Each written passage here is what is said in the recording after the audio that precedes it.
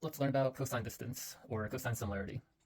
So idea here is we want to look at the angle between observations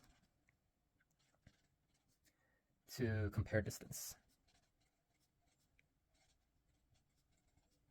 So let's take an example. Let's say we're looking at foods and trying to group together similar foods. So let's measure foods by how much protein they have, grams of protein, versus grams of carbs that they have.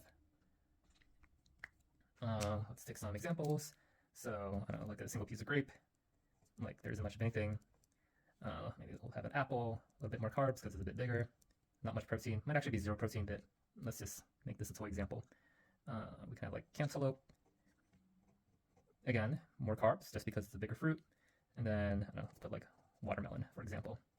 Huge fruit, lots of carbs, lots of sugar, all the way up here, not much protein. Let's put some more examples. Let's say, I don't know, almond. A single piece of almond doesn't have much of anything, very low. Let's see, we have like a chicken wing. And I don't know, let's say steak. It's all the way out here.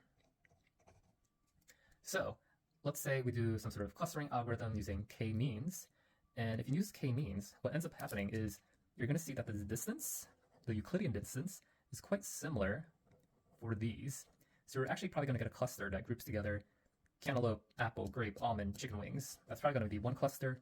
Steak is going to be its own cluster. Watermelon is going to be its own cluster, which doesn't sound right. Like grapes and chicken wings aren't really similar in terms of like what I don't know, food groups or what have you. So what happens if we start doing cosine similarity instead? So cosine similarity looks at the angle between observations. So let's look at the different angles.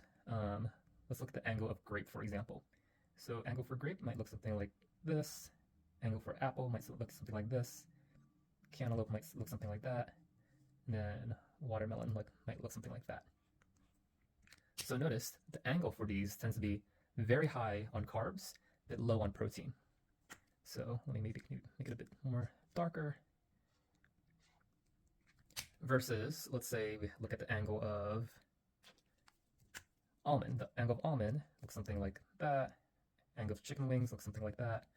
Angle of steak might look something like that. So the angles for almond, chicken wings, and steak tend to be very high on protein, but very low on carbs.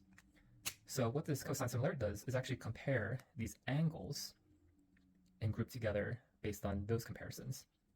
So if you ran it on this data, you're going to end up grouping almonds, chicken wings, steak, because they tend to have a very high ratio of protein to low carbs. And you're probably going to get another grouping of grape, apple, cantaloupe, and watermelon because it has a very high angle / ratio of high carbs to very low protein.